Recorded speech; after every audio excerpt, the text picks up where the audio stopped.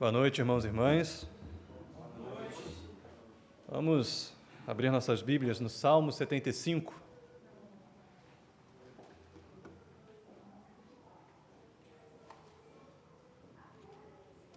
Salmos 75.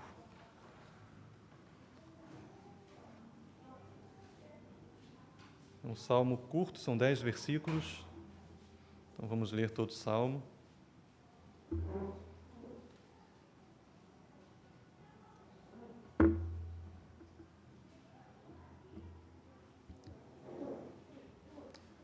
Salmo 75 vai dizer assim: Graças te rendemos, ó Deus, graças te rendemos.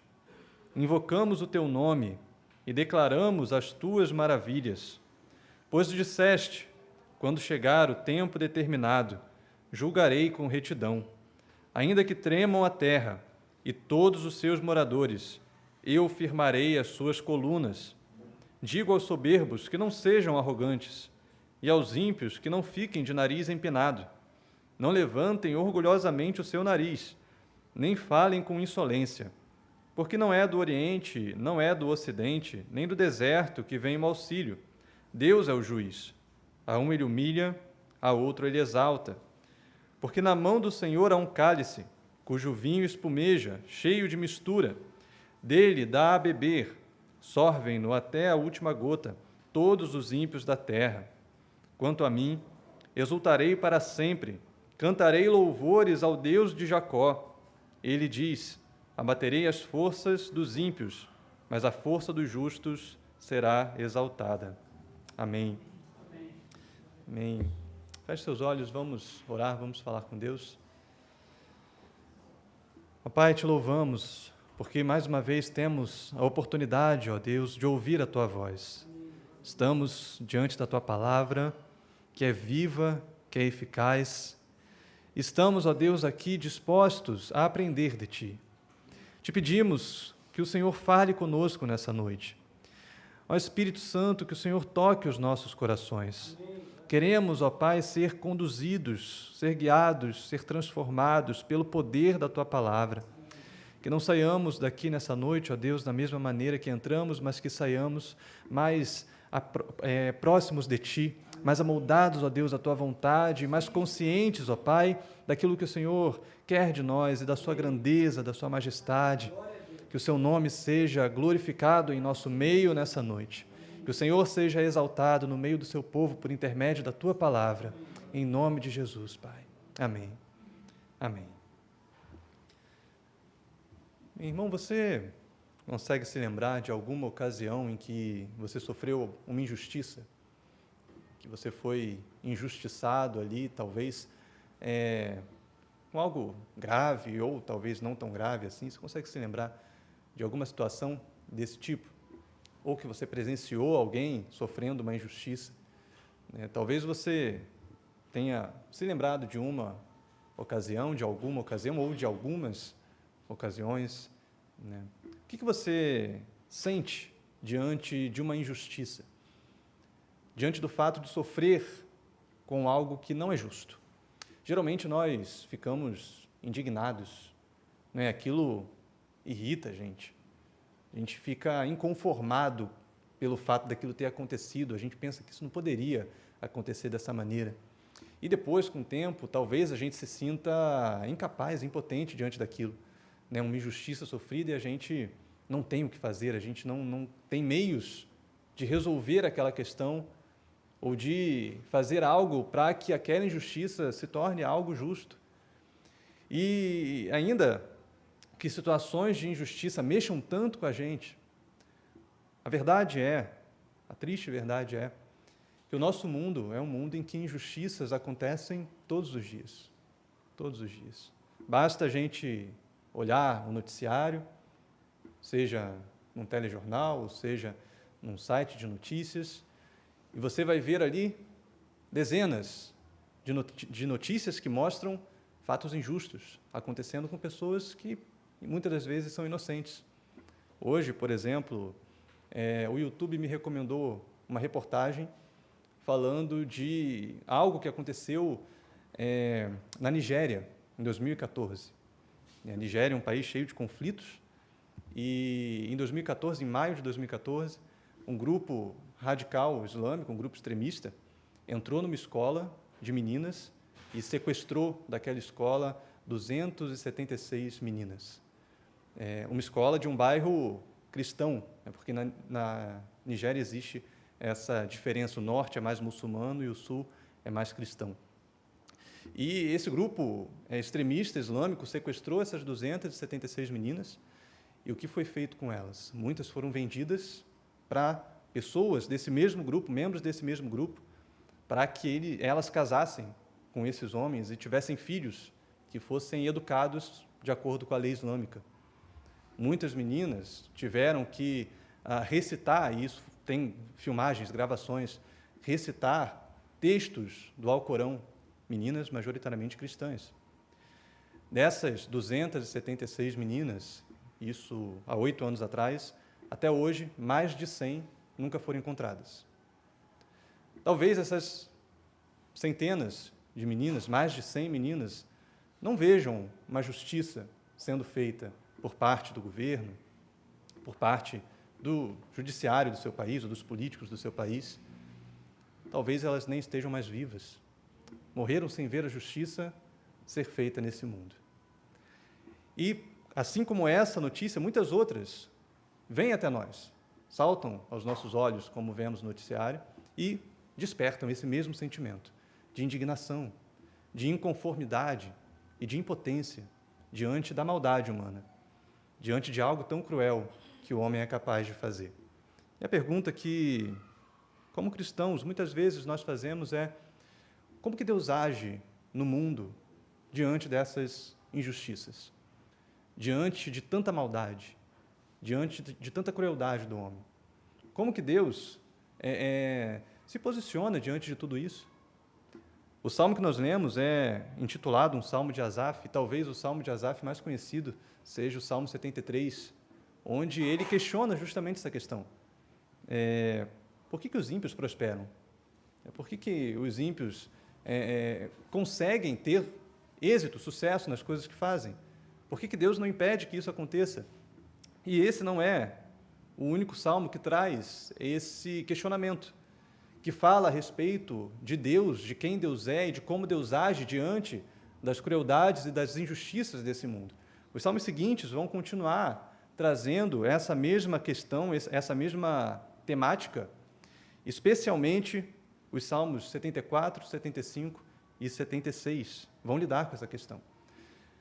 A maioria dos comentaristas dizem que esses salmos, ainda que não tenham sido escritos na mesma ocasião, eles foram organizados aqui na nossa Bíblia em conjunto, porque fazem parte de um mesmo tipo de pensamento, de um mesmo questionamento, e trazem para nós uma progressão de pensamento, uma ideia que vai avançando, que vai progredindo, para gerar para nós um entendimento correto acerca de Deus diante da maldade e da injustiça do mundo.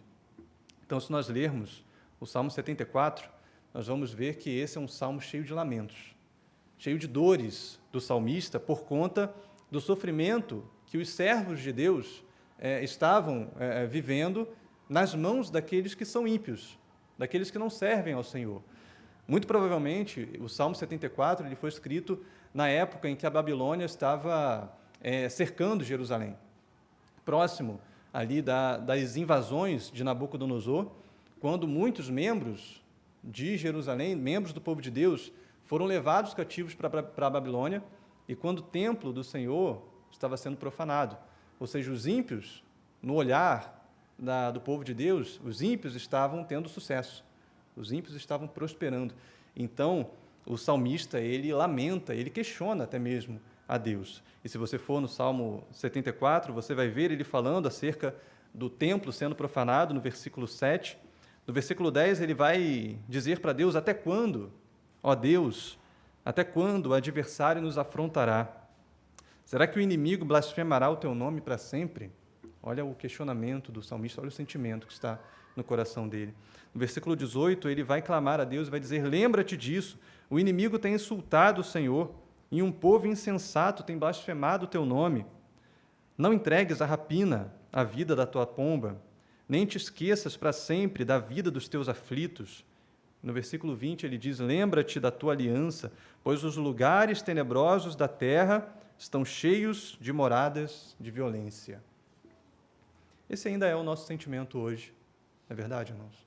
Quando nós olhamos para esse mundo, nós podemos dizer isso que o salmista diz aqui no versículo 20 do Salmo 74. Os lugares tenebrosos da terra estão cheios de moradas de violência. A maldade está espalhada por todo mundo. A crueldade do homem está aparentemente avançando por todo mundo. Mas o que esses salmos vão mostrar para nós é que, a despeito, apesar da maldade do homem ser presente no mundo, existe um Deus. E existe um Deus que é todo-poderoso. Então, esses salmos vão dizer para nós, primeiro, no Salmo 74, a gente já vê um indício disso. O salmista já toca nesse ponto quando ele mostra para nós que o Senhor, que Deus, é um rei poderoso. No versículo 12 ele vai dizer, mas Deus é meu rei, desde a antiguidade. Ele é quem opera feitos salvadores no meio da terra.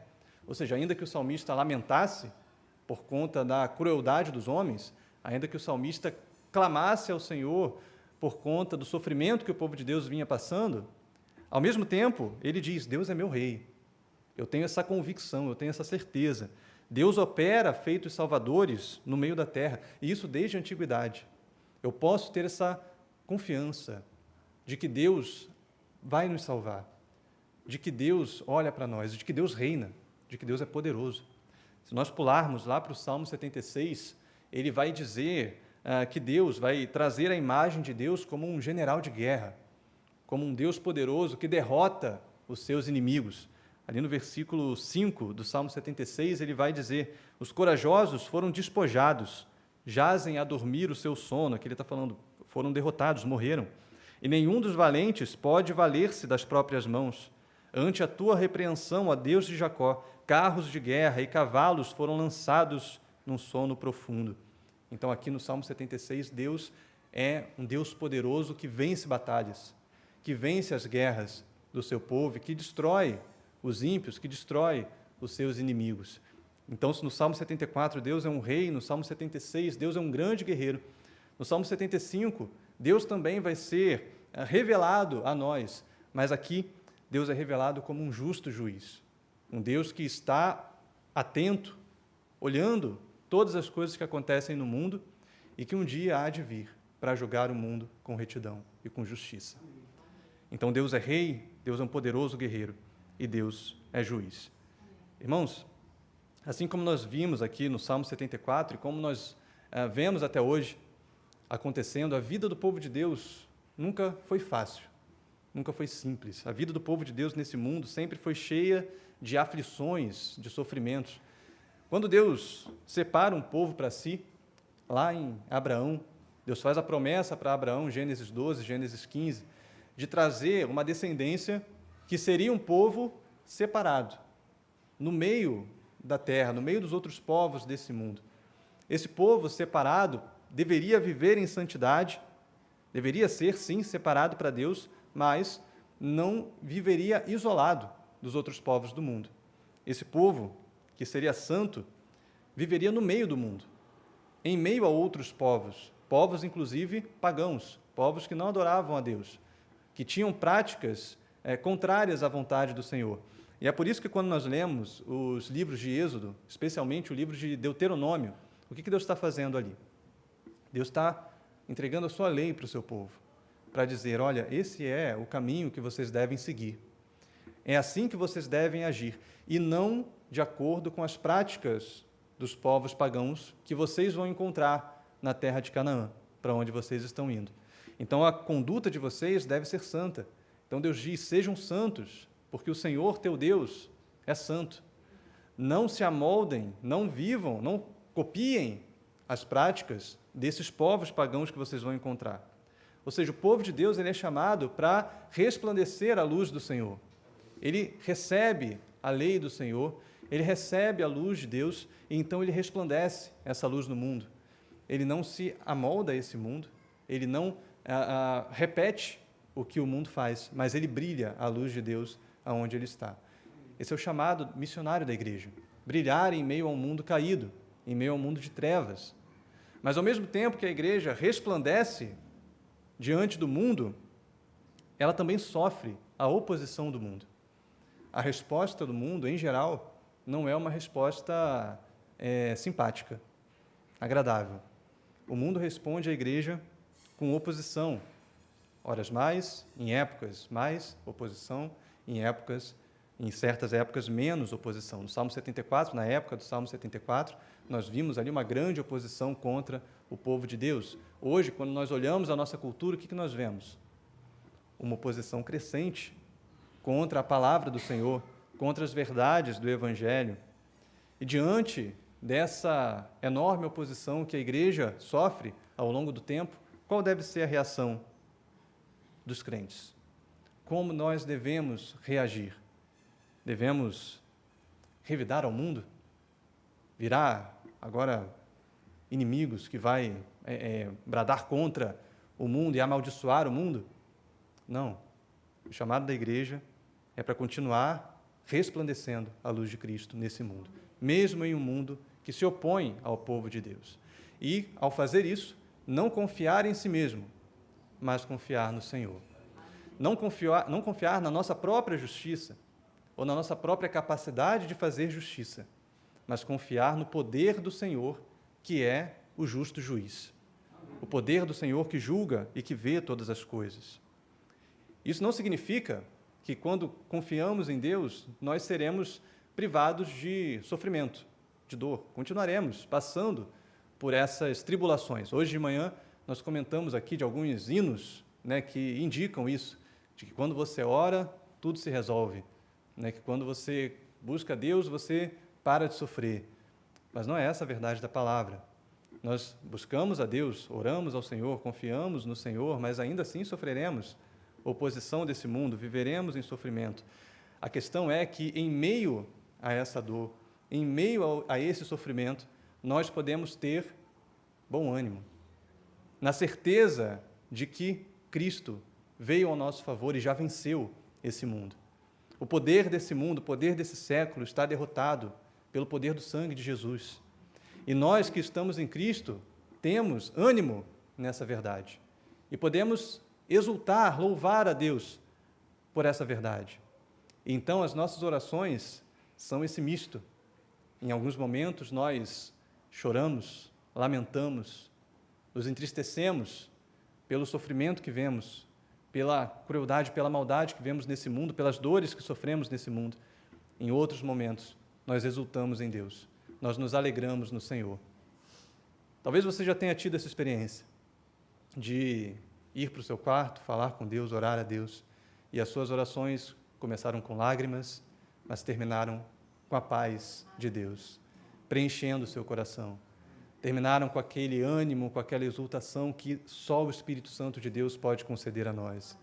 E Ele enxuga as nossas lágrimas e nos dá a verdadeira alegria. Assim é a vida do cristão. Ora lamento, ora consolo da parte do Espírito Santo. E quando nós lemos o livro dos Salmos, é isso que nós vemos. Nós encontramos lamento e nós encontramos louvor, alegria, regozijo. E esse contraste fica muito claro quando nós vemos o Salmo 74 e o Salmo 75.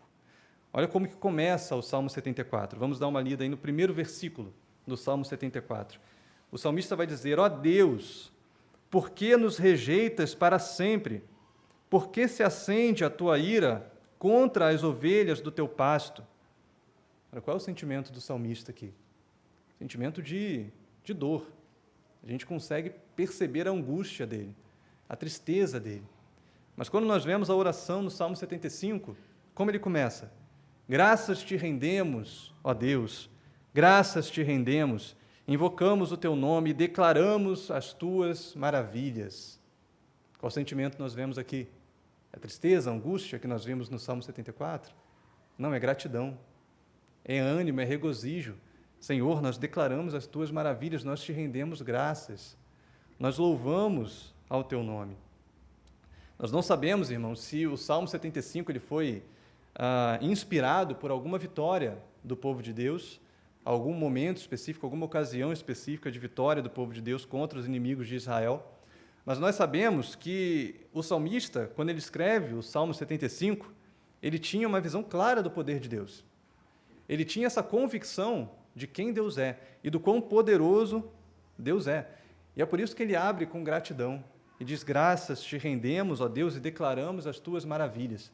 Ou seja, ele sabia que esse Deus, para quem ele estava orando, era um Deus cheio de poder e que opera maravilhas. Uma curiosidade aqui acerca da tradução desse versículo é que a parte que nós temos aí na nossa Bíblia como invocamos o teu nome, pode ser melhor traduzida como o teu nome está perto de nós. A maioria das outras versões vão trazer essa tradução. Na NVI, por exemplo, esse versículo é assim: damos-te graças, ó Deus, damos-te graças, pois perto está o teu nome. Todos falam dos teus feitos maravilhosos. A Almeida, século 21, vai trazer a mesma tradução e só vai mudar o final quando diz: os que invocam o teu nome anunciam as tuas maravilhas. Se nós vermos na NVT, a NVT vai dizer assim: graças te damos, ó Deus, graças te damos porque estás próximo. Em toda parte se fala de tuas maravilhas. Por que a NVT esconde a parte do nome? O teu nome está próximo. Porque geralmente quando nós lemos esse termo, o nome de Deus, no Antigo Testamento, ele faz uma referência à pessoa do próprio Deus. Quando diz o teu nome, está falando o teu poder, o Senhor, a tua presença está próxima de nós, está perto de nós. Então dizer, Senhor, o teu nome está perto de nós, é o mesmo que dizer o Senhor está perto de nós. A presença de Deus está conosco. E aqui no começo desse salmo nós temos já duas verdades importantes para nós, para responder a nossa pergunta inicial. Quais são essas verdades? Deus está perto do seu povo. E a segunda verdade, Deus opera maravilhas em favor do seu povo. Irmãos, essa se parássemos aqui, já seria uma resposta suficiente para nós, enquanto povo de Deus, diante das injustiças desse mundo. Já traria para nós o consolo necessário. Sabermos que Deus está conosco. Deus é um Deus que está perto de nós. E o salmista não tinha essa compreensão, mas a presença de Deus em nosso meio se torna perfeita em Cristo. Quando Cristo vem como o Emanuel, o Deus conosco, habita no meio do seu povo, ali então o Senhor de fato tabernaculou entre nós. O Senhor estava presente em forma corpórea, tendo assumido forma humana e andando no meio de nós. Ou seja, o Senhor, Deus, nosso Deus, não é um Deus distante. Ele é um Deus que está conosco. Ele é um Deus que está ao nosso lado. E quantas vezes, irmãos, nós perdemos de vista essa certeza de que nós temos um Deus presente. Quantas vezes, nas nossas orações, nós nos sentimos sozinhos. E nós temos essa sensação, essa percepção de que Deus nos abandonou, de que Deus está distante. Mas o que a Bíblia revela para nós é que Deus nunca nos abandona. Deus nunca nos deixa. E isso é motivo de gratidão ao nosso coração. Nós te damos graças porque podemos invocar o teu nome. Podemos saber que o Senhor está perto de nós. E saber que o Senhor não só nos faz companhia, não só está do nosso lado, mas Ele também opera em nosso favor. Ele também opera maravilhas. O povo de Israel tinha clareza disso, das maravilhas que Deus pode operar em favor do seu povo. Quando o salmista, ou quando o povo cantava esse hino, eles podiam se lembrar da libertação do Egito, da libertação da escravidão do povo ali na terra do Egito, quando Deus envia as 10 pragas para destruir o poder de Faraó, quando Deus abre o Mar Vermelho para conduzir o povo à terra prometida, quando Deus guarda o povo no deserto, enviando o maná diário, fazendo com que as roupas e as sandálias não se desgastassem, quando Deus faz brotar a água da rocha, quando Deus faz o povo passar no meio do rio Jordão, quando Deus derruba as muralhas de Jericó. Ou seja, o povo de Israel tinha essa clareza. Deus é um Deus poderoso. Deus é um Deus que opera maravilhas no meio do seu povo. Israel tinha provas disso. E como povo que testemunhava das maravilhas de Deus, Qual era, então, a missão de Israel? Declarar essas maravilhas, manifestar, testemunhar do poder de Deus diante do mundo. Por isso ele diz, em toda a terra se declara as tuas maravilhas. Essa é a missão do povo de Deus em todos os tempos. Nós temos vivido, nós temos provado das maravilhas de Deus. Você pode dizer isso a seu respeito? Que você tem experimentado das maravilhas de Deus? Que Deus tem operado em seu favor? Que Deus tem sido fiel na sua vida? Então, irmãos, se experimentamos isso, se vivemos a fidelidade de Deus, essas verdades, esse poder de Deus que opera em nós, precisa ser declarado diante do mundo. A nossa vida, como vida do povo de Deus, deve ser uma vida de louvor, uma vida de exaltação ao Senhor, que glorifica ao Senhor com as nossas palavras, com as nossas obras, com o nosso testemunho. Essa é a missão do povo de Deus em todas as eras, declarar as maravilhas do Senhor e não fazer isso como uma simples obrigação. Olha, se eu sou cristão, então eu tenho que falar de Deus, então eu tenho que proclamar, né, a bondade de Deus. Não, isso é fruto de um coração grato. Quando nós, de fato, temos essa gratidão ao Senhor, um coração cheio de louvor ao Senhor, isso transborda. Por onde nós passarmos, com quem nós estivermos, nós vamos querer falar das maravilhas de Deus. Nós vamos querer falar na casa do Senhor, entre nós, com salmos, hinos e cânticos espirituais. Nós vamos querer exaltar o nosso Senhor como fruto de um coração grato, saber que Deus não nos abandona e saber que Deus opera maravilhas no meio do seu povo é motivo suficiente, irmãos, para termos esse coração cheio de gratidão e cheio de louvor a Deus. Um coração que transborda em louvor ao Senhor. Mas o salmista ele vai acrescentar aqui a essas duas verdades mais um motivo de louvor. Então, antes ele falou a respeito de como Deus está operando continuamente no presente. Ele está conosco, nós podemos invocar o nome dele. Como que Deus vem operando, ou operou no passado? Deus fez maravilhas que nós hoje podemos declarar. Mas agora o salmista ele vai olhar para como que Deus há de operar no futuro, aquilo que Deus vai fazer no futuro, no meio desse mundo, em meio à crueldade, à maldade dos homens desse mundo. E por isso no versículo 2 ele vai colocar como Deus mesmo falando, e ele diz assim: pois disseste, quando chegar o tempo determinado, julgarei com retidão, ainda que tremam a terra, e todos os seus moradores, eu firmarei as suas colunas. Ou seja, irmãos, Deus há de julgar o mundo. Quando chegar o tempo determinado, ele julgará com retidão, e esse é o motivo futuro. Essa justiça de Deus, sendo operada no meio do mundo, sendo operada no meio de nós, é o desejo de todos os crentes.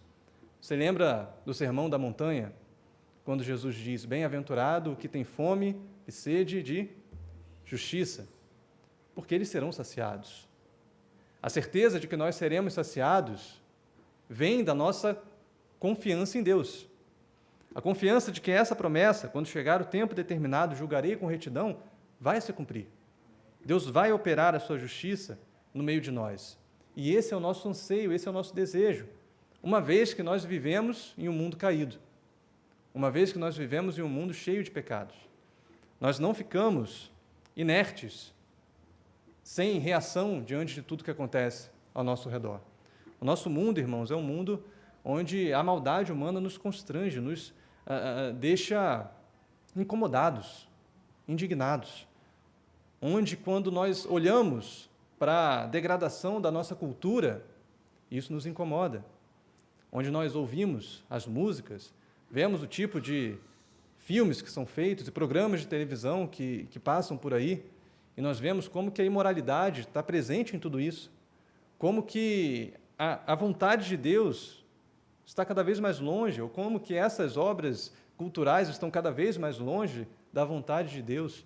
Nós vemos esse mundo se degradando em ideologias políticas que se opõem ao Evangelho, que se opõem à verdade das Escrituras. Nós vemos a corrupção nos poderosos desse mundo, que deveriam julgar com retidão os juízes desse mundo, e o que fazem? Buscam seus próprios interesses, buscam a sua própria vontade, se corrompem e os efeitos do pecado se manifestam todos os dias ao nosso redor. Diante disso, nós temos o anseio de vermos a justiça de Deus sendo feita. Aquele que é alcançado por Deus, irmãos, tem o seu coração transformado. E ao ter o coração transformado, nós amamos a vontade de Deus e odiamos o pecado. Essa repulsa ao pecado faz com que esse mundo não seja agradável a nós. Por isso, a vida da igreja, enquanto passa por esse mundo, é também uma vida de sofrimento por conta das tristezas, da crueldade, da maldade que nós vemos ao nosso redor. Não só pela oposição que sofremos diretamente, mas pelo mal que vemos perto de nós. Isso nos entristece, como uma repulsa pelo pecado, mas ao mesmo tempo nos faz desejar ver a vontade de Deus se cumprindo no meio do mundo. E o que nos consola é que existe uma promessa. E a promessa é que no tempo determinado por Deus, Ele virá para trazer justiça ao nosso mundo. Ele virá para julgar com retidão. Enquanto esperamos essa promessa, irmãos, o povo de Deus deve viver uma vida santa, uma vida justa, não se render à maldade do mundo, não se render ao pecado que há no mundo. Ao mesmo tempo, o povo de Deus lamenta, mas também deseja ver o fim desse pecado, ver o fim da crueldade que está ao nosso redor. E Deus é quem se compromete a trazer esse fim. Deus é quem se compromete a trazer a justiça. Quando? No tempo determinado. E quando será esse tempo determinado? Nós sabemos? Algumas seitas já tentaram calcular datas e dizer, olha, de acordo aqui com esses símbolos e esses sinais que nós vemos ali em Apocalipse, Jesus deve voltar em tal ano, em tal data. Ou na virada do milênio, nós lembramos quando houve a virada do milênio e teve também um frenesi a esse respeito, né? As pessoas disseram, quando virar o milênio, Jesus vai voltar. E eu lembro que eu era pequeno naquela época e eu tinha alguns amigos que ficaram muito temerosos. Choravam na escola porque achavam que o mundo ia acabar quando virasse o milênio. As pessoas tentavam calcular, e há muito tempo fazem isso, tentam calcular o fim dos tempos, mas nós não sabemos. Esse tempo foi determinado por Deus. Amém. Esse tempo foi designado por Deus. Deus decidiu e só Ele tem esse conhecimento de quando virá o fim. Então nós podemos saber que Deus está agindo nesse mundo e que Deus já tem um fim determinado, um dia em que Ele virá para pôr fim a todo pecado e a todo sofrimento que nós vemos aqui. Por isso que em cada sofrimento, irmãos, que nós passamos, nós mantemos a esperança. Em cada doença que nós enfrentamos, nós mantemos essa esperança. Em cada conflito que nós vivemos com colegas de trabalho ou com pessoas da nossa família, até mesmo, nós mantemos a esperança. Quando nós vemos ou quando nós somos injustiçados nesse mundo, nós mantemos a esperança. E aonde está a nossa esperança? A nossa esperança está em Deus. Nossa esperança está no agir de Deus, porque Ele julgará o mundo com justiça. Isso é o que sustenta e consola o povo de Deus. Ele julgará o mundo com justiça. Mas não só isso. Ele, até lá, controla todas as coisas e governa todas as coisas. Olha o que o versículo 3 disse para nós. Deus falando, ainda que tremam a terra e todos os seus moradores, eu firmarei as suas colunas. E hoje de manhã nós também falamos sobre colunas, não é verdade? Abrimos o estudo hoje falando sobre isso. Para que serve uma coluna? Para que serve um alicerce? Um alicerce é aquilo que mantém uma construção de pé, que não permite que a construção quebre, desmorone. E Deus traz agora a imagem do próprio mundo como essa construção que possui ali as suas colunas, mas que sofre como um terremoto. E essa é a imagem que é pintada aqui nesse salmo. Um terremoto, onde nós vivemos, passamos por ele e pensamos, vai tudo desmoronar. As coisas não vão continuar de pé. Não é possível. Isso já passou pela sua cabeça? Quando você olha para o avanço da maldade nesse mundo e pensa, não tem jeito, Aonde que isso vai parar? Aonde que nós vamos parar? Algumas pessoas evitam ter filhos, porque dizem, como que eu vou criar meu filho nesse mundo? O mundo está avançando muito rápido para o mal. Como que ele vai viver nesse mundo? E as pessoas perdem a esperança e dizem, o mundo não vai permanecer, o mundo não vai ficar de pé, esse mundo vai ruir, vai desmoronar, a sociedade está desmoronando. Mas qual é a certeza que Deus nos dá aqui, nesse texto, irmãos? O Senhor é quem sustenta as colunas do mundo. O Senhor é quem mantém o governo de todas as coisas. Ainda que as estruturas desse mundo se abalem, Deus nunca perde o controle. Deus nunca deixa o governo desse mundo. E é por causa desse sustento constante de Deus que o mundo não é destruído. É isso que a Bíblia vai falar para nós em Lamentações 3:22. As misericórdias do Senhor são a causa de não sermos consumidos. É pelas misericórdias de Deus, irmãos, que nós permanecemos de pé, que nós permanecemos firmes. É pela misericórdia de Deus que a igreja permanece atuante, diante de tanta perseguição, diante de tanta oposição. E esse é o nosso descanso. Isso é o que nos dá alívio, isso é o que nos dá segurança. O Senhor nos sustenta. Nós olhamos para esse mundo e temos a sensação de que ele vai ruir em breve. Mas Deus tem firmado as nossas colunas, irmãos. Deus tem sustentado a igreja em todo tempo, mesmo em tempos de perseguições políticas ou em tempos de perseguições ideológicas. Deus tem sustentado o seu povo. Deus tem sustentado a sua igreja. Nada foge à soberania de Deus. Nada foge ao seu governo. Podemos ter essa certeza. Mas a certeza do governo de Deus não é uma verdade favorável para todas as pessoas. Não é uma verdade agradável para todas as pessoas. E para quem essa verdade não é agradável? Para aqueles que estão longe do Senhor. Para aqueles que não estão aliançados com Deus. É por isso que, no versículo 4, Deus vai se voltar para esses que se opõem a Ele. E Deus vai dizer assim: eu digo aos soberbos que não sejam arrogantes, e aos ímpios que não fiquem de nariz empinado. Não levantem orgulhosamente o seu nariz, nem falem com insolência. Irmãos, um dos grandes males do homem, da humanidade, é essa ilusão de poder. O homem que acha que é todo-poderoso, acha que mantém o controle sobre tudo. E quantas vezes nós também queremos manter o controle sobre tudo, não é verdade? E quando vemos que não temos esse controle, ficamos o quê? Desesperados, ansiosos, porque queremos controlar todas as coisas, queremos ter poder, mas isso é uma ilusão, porque todo poder pertence a Deus. Quem governa todas as coisas é o Senhor, é o Senhor. E é por isso que nós, como diz o texto, não devemos ficar com o nariz empinado. E aqui é um termo que a gente usa comumente, na nossa cultura. Essa pessoa está empinando o nariz. E não é exatamente essa expressão que está no texto original. Essa é uma expressão que a gente usa hoje, na modernidade. Mas, no texto original, também traz uma imagem comum da época, que traz uma ideia parecida. E por isso a tradução foi feita dessa maneira. Se a gente fosse traduzir literalmente, para a gente ia ficar um pouco estranho. Porque o que está no original aqui é que Deus diz assim para eles: diga aos soberbos, não sejam arrogantes, e aos ímpios, não levantem o seu chifre. Essa é a tradução literal.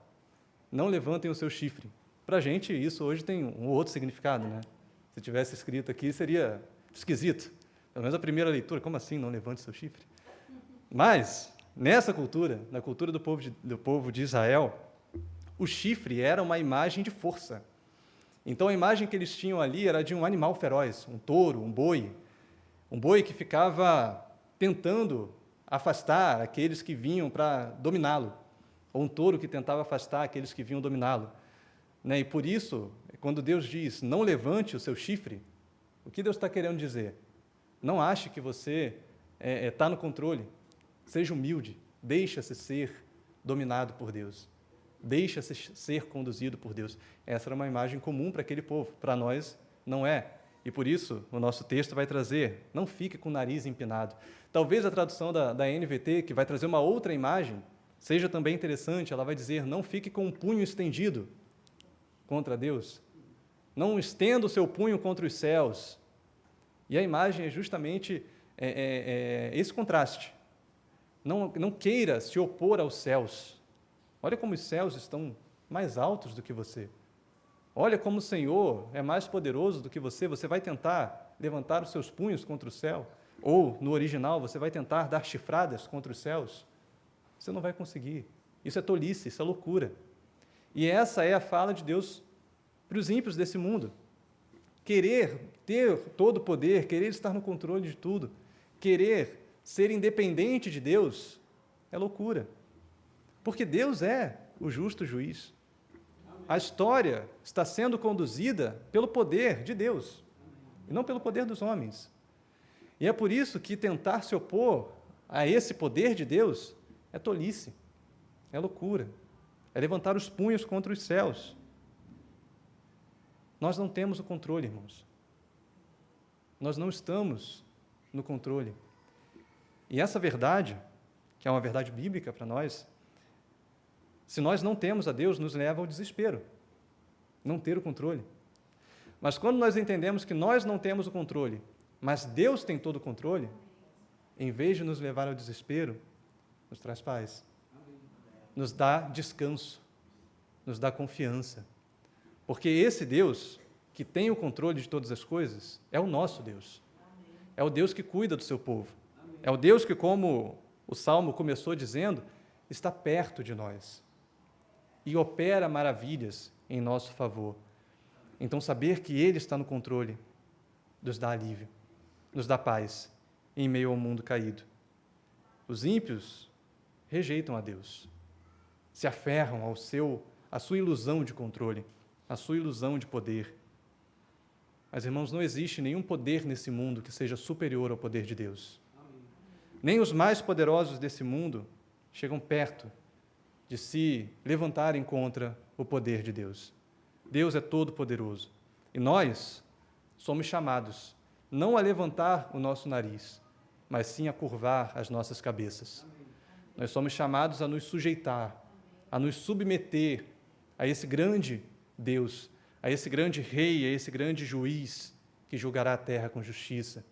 Nós somos chamados a nos rendermos e a nos prostrarmos diante dele.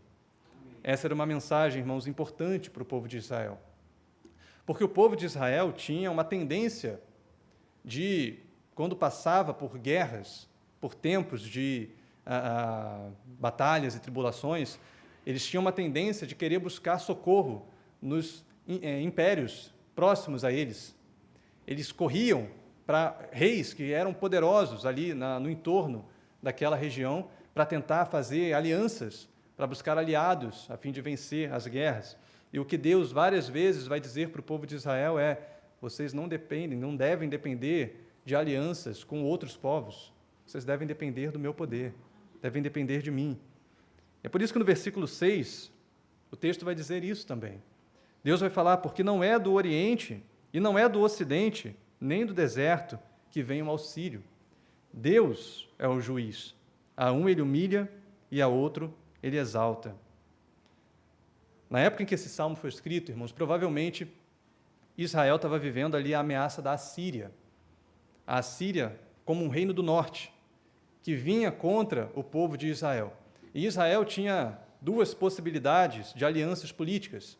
Ou eles iam para o Egito, que ficava no ocidente, ou eles buscavam aliança na Babilônia, que ficava no oriente. Então eles cruzavam o deserto a fim de encontrar alianças políticas. E é por isso que Deus diz: não é do Oriente, não é do Ocidente, nem do deserto que vai vir o seu auxílio, é do Senhor. Não confie nos homens, confie em Deus. Amém. E a história mostrou que, de fato, nenhum poder político foi capaz de salvar Israel. A própria Babilônia, que antes Israel procurou para que ela o salvasse, a Babilônia se voltou contra Israel e levou o povo de Judá cativo. Levou para o cativeiro babilônico. Ou seja, as alianças desse mundo não puderam salvar o povo de Israel. Era necessário que ele confiasse em Deus, o que não fez. E como uma consequência do seu pecado, foi destruído, foi levado cativo. Irmãos, todas as esperanças desse mundo são esperanças falsas. Todas as esperanças aonde os homens podem se apegar são ilusões. Se não estão apegadas, voltadas para Deus, irão nos decepcionar, mais cedo ou mais tarde. Quantos homens, como nós falamos aqui, buscam a sua esperança no poder e querem aumentar o seu poder, querem se tornar mais poderosos? Isso é uma ilusão. Quantos buscam dinheiro como uma forma de segurança? Isso também é uma ilusão. Quando vem uma doença ou algo grave, a pessoa perde tudo que tem. Quantos buscam essa segurança na política e acham que a política poderá salvar o mundo com ideologias messiânicas, ideologias que mostram que o mundo pode ser salvo ainda nessa era sem a intervenção divina? Isso é uma ilusão. Quantos buscam essa segurança nos relacionamentos ou em causas na justiça? Quando sair aquela causa na justiça, minha vida vai ficar perfeita. Isso é uma ilusão. Nenhuma fonte de segurança desse mundo é verdadeira. Somente Deus é o nosso auxílio, irmãos. Somente Deus é a nossa proteção. E enquanto nós colocamos a nossa confiança nas coisas desse mundo, nós esquecemos dessa verdade. Deus é juiz. Como diz aqui o versículo 7, Deus é o juiz. É Ele quem exalta e é Ele quem humilha. É Ele quem ergue a quem quer e é Ele quem humilha quem quer. Esse texto nos faz lembrar o Cântico de Ana, que está lá em 1 Samuel 2, versículos 6 a 8. Quando Ana, depois de um longo tempo de orações, de lágrimas, de clamor, ela é agraciada por Deus com um filho. Ela faz esse cântico ao Senhor. E ela vai dizer: Deus é aquele que dá a vida e Deus é aquele que tira a vida. Deus é aquele que leva alguém à sepultura e também que pode tirar alguém de lá. E ela diz: Deus é aquele que exalta e é aquele que humilha. É aquele que enriquece, que empobrece. Deus é aquele que opera todas as coisas. E é nele que a gente deve confiar. Amém. É nele que nós devemos nos alegrar. O nosso futuro, irmãos, está na mão de Deus. Está nas mãos de Deus. E sabendo disso, o que nós fazemos? Fazemos como Ana. Exaltamos ao Senhor, louvamos a Deus, rendemos graças a Ele e cremos nele como aquele que nos salva, aquele que nos guarda, aquele que está conosco. Mas fica uma questão aqui. Se Deus é quem exalta e Deus é quem humilha, a questão de Asaf volta para nós. O que dizer, então, dos ímpios que são exaltados nesse mundo? Porque nós vemos ímpios sendo exaltados nesse mundo. E muitos ímpios não recebem a devida retribuição nesse mundo. Morrem sem serem julgados, sem receberem a punição pelos seus erros, pelos seus atos de maldade, de crueldade. O que dizer desses ímpios? Bom, nesse momento, a certeza do versículo 2 permanece para nós. E Deus diz: quando chegar o tempo determinado, julgarei com retidão.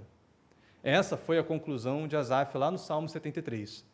Quando ele chega no versículo 17, o que ele reflete? Qual a reflexão que ele faz? Eu pensei isso tudo até me atentar ao fim dos ímpios e perceber que o fim deles é um fim de destruição. E esse julgamento de Deus, com retidão que nós vemos no versículo 2, para aqueles que se rebelam contra o Senhor, será um julgamento terrível, irmãos. Um julgamento terrível. E é por isso que no versículo 8, nós vamos ler Deus falando a respeito de um cálice, quando ele diz assim: porque na mão do Senhor há um cálice, cujo vinho espumeja, cheio de mistura, dele dá a beber, sorvem-no até a última gota, todos os ímpios da terra. Essa imagem do cálice é uma imagem comum, especialmente nos profetas ali no Antigo Testamento. Isaías 51, 17 vai trazer essa imagem, Jeremias 25, 15 vai trazer essa imagem, e esse cálice é o cálice da ira de Deus. É o cálice da justa retribuição de Deus contra o pecado dos homens. Esse salmo vai mostrar para nós que esse cálice já está nas mãos do Senhor. Deus já está com esse cálice preparado. Ele espumeja. E no tempo certo, esse cálice será derramado sobre aqueles que se opõem a Deus, sobre aqueles que vivem em pecado, sobre a maldade dos homens. Esse cálice da ira de Deus já está preparado, irmãos, e espumeja. Nenhum ímpio desse mundo poderá se gloriar no seu poder. Nenhum poderoso desse mundo poderá se assegurar de que, no fim de tudo, eles continuarão com o seu poder, continuarão com a sua glória. Cada um dos homens que se apegam a esse mundo e se opõem a Deus deverão experimentar desse cálice, o cálice da ira de Deus. Então, ainda que esse mundo sofra a decadência do pecado, nós temos essa certeza, que cada pecado será julgado e retribuído com o cálice da ira de Deus. Cada pecado será retribuído. Mas aqui nós temos uma questão. O Evangelho diz para nós que nós pecamos. Se cada pecado será retribuído com o cálice da ira de Deus, então nós também merecemos esse cálice. Não é verdade? Nós merecemos esse julgamento, porque pecamos, porque fizemos aquilo que é mal contra o Senhor. E como então, irmãos, nos livrar desse cálice? Qual é a nossa esperança de salvação? A palavra de Deus vai mostrar para nós que esse cálice, o cálice da ira de Deus, foi derramado sobre Cristo na cruz do Calvário. Quando Cristo se faz homem e vai à cruz, ele assume sobre si os nossos pecados. Ele toma sobre si as nossas iniquidades, as nossas dores. E ali na cruz do Calvário ele paga o preço pela nossa salvação. Não sem dor, não sem angústia. E é por isso que no Getsemane, com grande angústia, Cristo ora ao Pai: Pai, se possível, passe de mim esse cálice. Aparta de mim esse cálice. Mas, ao mesmo tempo, Cristo, como servo sofredor, fiel ao Pai, ele diz: todavia, não seja como eu quero, mas sim como tu queres. E era necessário que ele assumisse esse cálice sobre si, para que hoje nós pudéssemos ter a salvação. E é porque Cristo foi até o final, nos amou até o fim, e foi à cruz do Calvário, que hoje nós podemos ser salvos. Irmãos, os nossos pecados foram pagos em Cristo. A nossa maldade, a nossa iniquidade foi paga em Cristo, quando Ele se ofereceu como sacrifício em nosso lugar. Na cruz, Ele tomou sobre si as nossas enfermidades. Ele experimentou o cálice da ira de Deus. E quando Ele ressuscitou ao terceiro dia, Ele vence o poder do pecado e da morte. Ali toda a iniquidade, toda a crueldade, toda a maldade desse mundo é de fato vencida, é de fato destruída pelo poder de Deus, que ressuscitou a Cristo dentre os mortos. E essa é a nossa esperança, que se Cristo ressuscitou dos mortos, em um corpo glorificado, nós também ressuscitaremos com Ele. Nós também seremos salvos pelo seu poder. Nós também seremos salvos pela sua obra na cruz. E hoje, irmãos, Cristo é aquele por meio de quem Deus vai julgar o mundo, por meio de quem o nosso Senhor há de julgar todas as coisas. De que maneira? Aqueles que rejeitam ao Filho serão rejeitados por Deus. Aqueles que são fiéis a Cristo, que recebem sobre si o sacrifício de Cristo, serão também recebidos por Deus, na sua glória, serão recebidos pelo Pai. É o que Paulo vai dizer lá em Atos 17. Eu gostaria de ler rapidamente esse texto.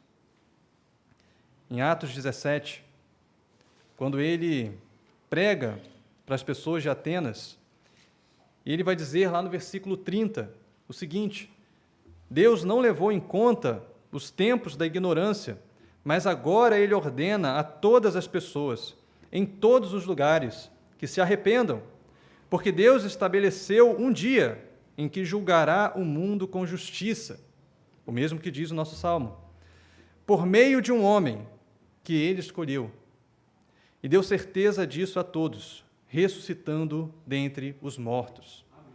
Ou seja, irmãos, o Novo Testamento traz para nós essa verdade. Esse julgamento que nós vemos aqui no versículo 2 do nosso Salmo, onde Deus virá no tempo determinado para julgar o mundo com justiça, se dará por meio de Cristo.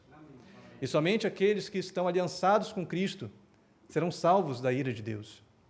Aqueles que estão rebeldes contra Cristo, que permanecem rebeldes contra Cristo, serão condenados. Como João diz, lá no capítulo 3, a condenação é essa: a luz veio ao mundo, mas os homens amaram mais as trevas do que a luz. Aqueles que permanecem em seus pecados e não se voltam para Cristo, permanecem também debaixo do cálice da ira de Deus. Esse cálice que está descrito aqui no versículo 8. Mas, se estamos em Cristo, o juízo de Deus já não é motivo de medo para nós, é motivo de alegria. Já não existe nenhum temor sobre nós, somente segurança. O amor de Deus nos inunda, e esse amor lança fora todo medo, porque nos dá a segurança de que, de fato, seremos salvos, resgatados por Deus, acolhidos por Deus e recebidos no seu reino. Essa é a nossa alegria, irmãos. Essa é a nossa esperança. E somente se estamos em Cristo, podemos dizer, como diz a conclusão desse salmo, quando o salmista vai falar: quanto a mim, eu exultarei para sempre e cantarei louvores ao Deus de Jacó. Ele diz: abaterei as forças dos ímpios, mas a força dos justos será exaltada. Amém. Aí, irmãos, está a nossa alegria. Nós temos um motivo para nos alegrar diante das dores desse mundo. Nós temos motivos para nos alegrar diante dos sofrimentos desse mundo. Deus nos salvou.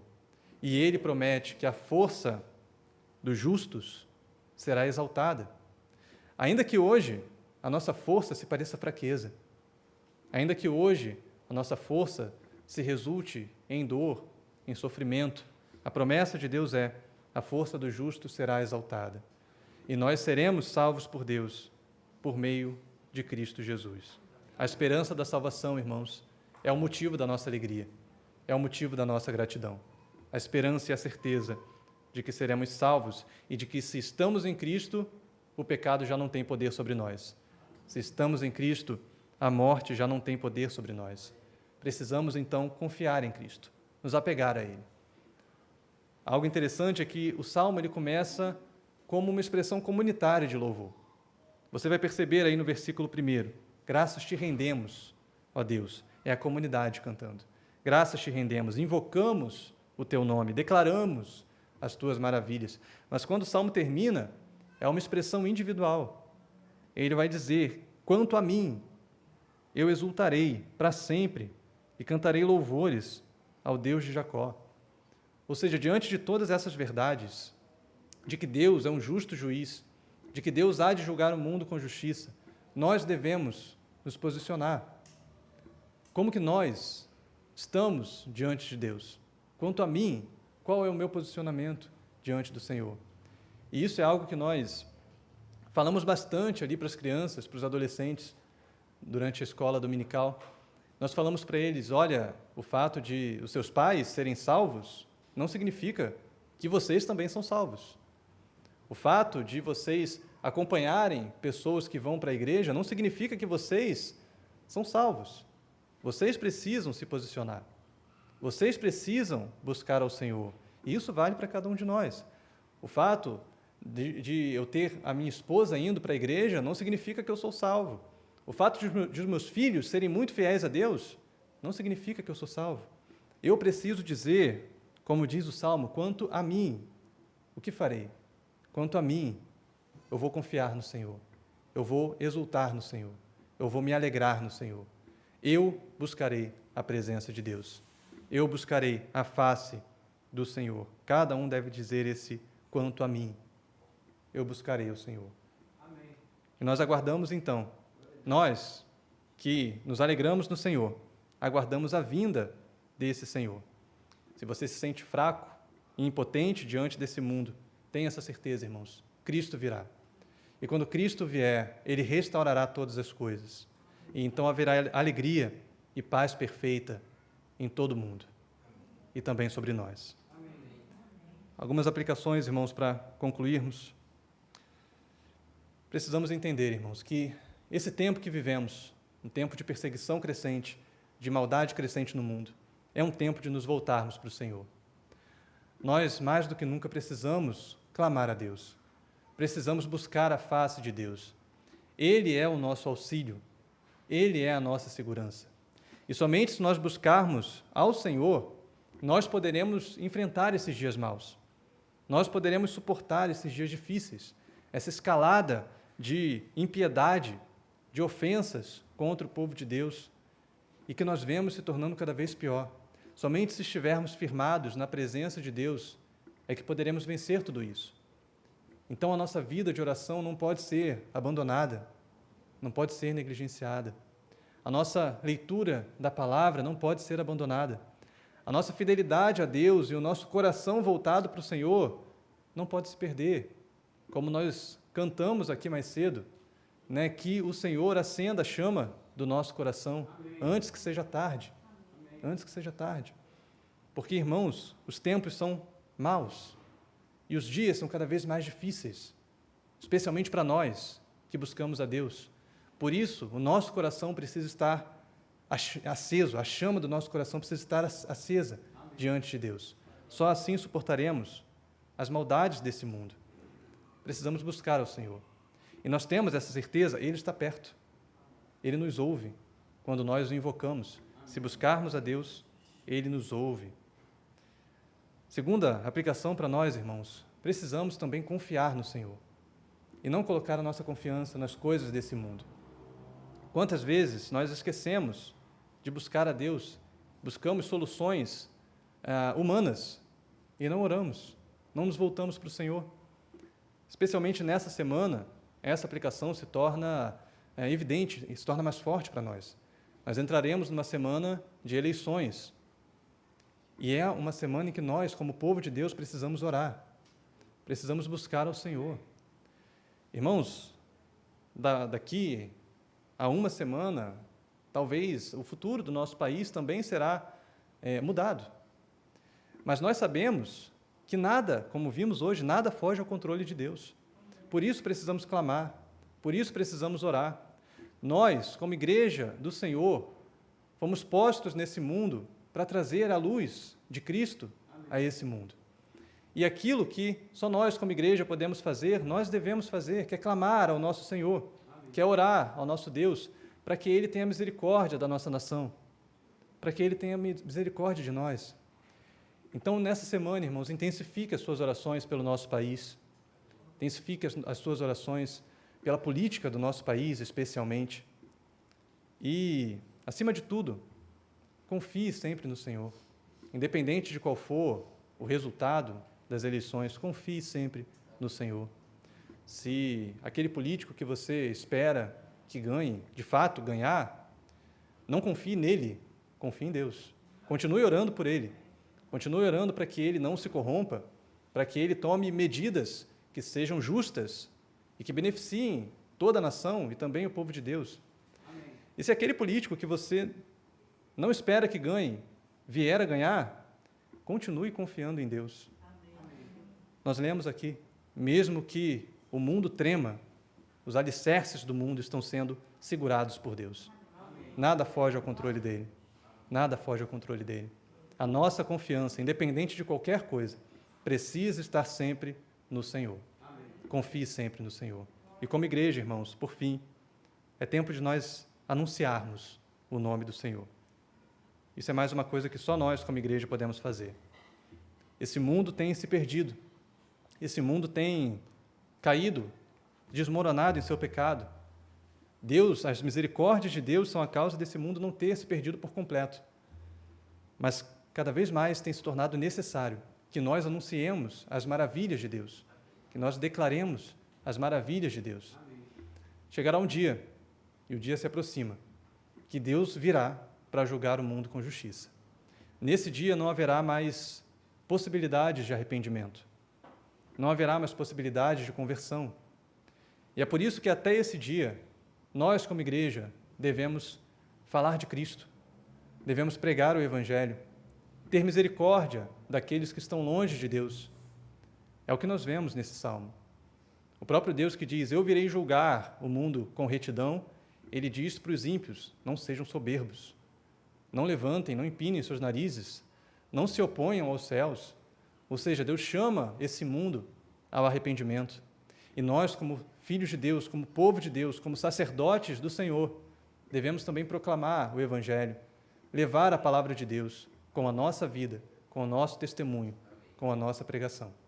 Amém? E assim que nós possamos ver a luz de Cristo se expandir por esse mundo, por intermédio de nós, por intermédio da igreja. Amém, irmãos? Amém. O Senhor os abençoe. Pastor.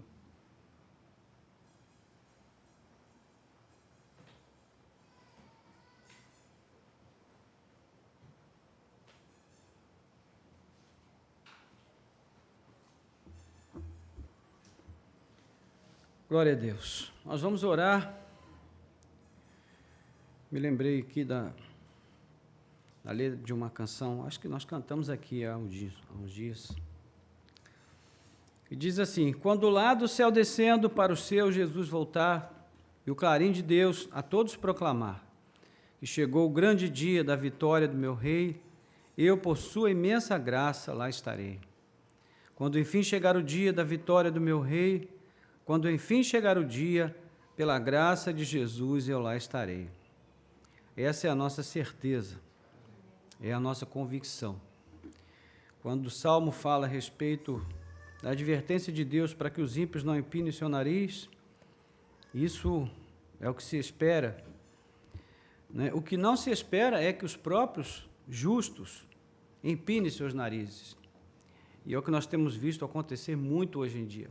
Nós, os crentes, empinando os nossos narizes, achando que nós já merecemos o céu aqui neste mundo caído, perdido, quando nós sabemos, né, como nós acabamos de ouvir agora, que não há justiça aqui. Não podemos esquecer que Deus já fez um exame na terra, Ele fez um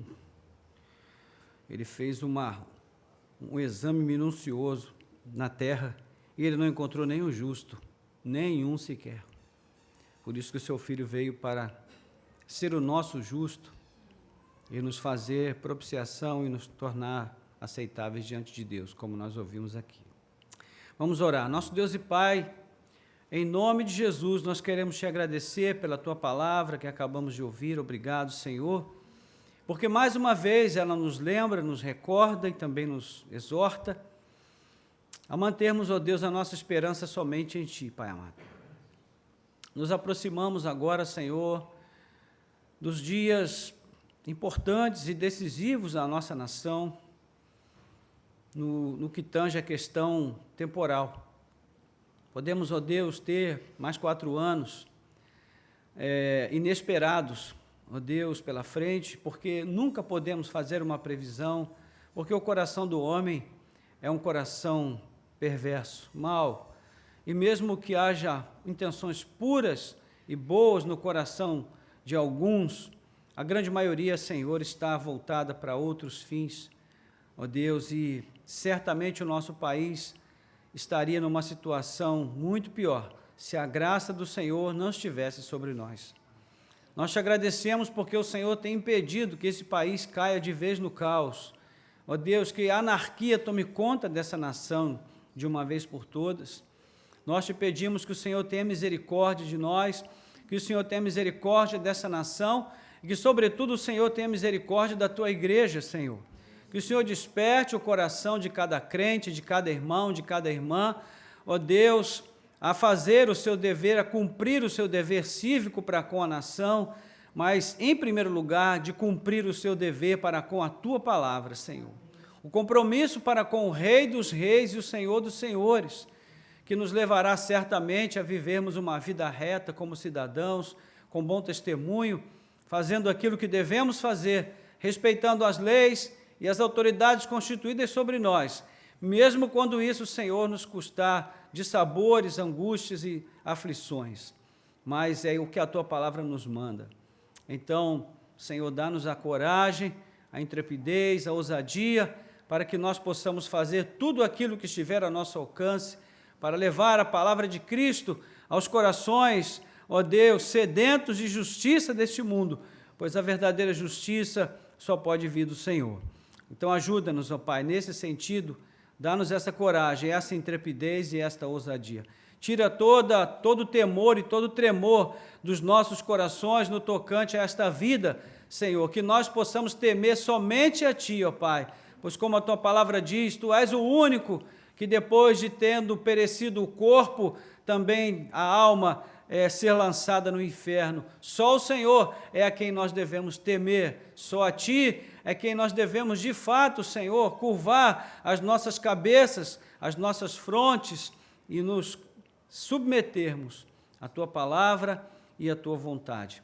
Então, Senhor, transforma o nosso coração, para que ele seja moldado cada vez mais à luz da Tua palavra, guiado, Senhor, a nossa mente, o nosso coração, no caminho da verdade, da justiça e da retidão, que procedem do Senhor, revelados aqui nas Sagradas Escrituras. Nós Te pedimos e entregamos as nossas vidas agora aos Teus cuidados nesse sentido, com gratidão e louvor, em nome de Jesus. Amém. Amém.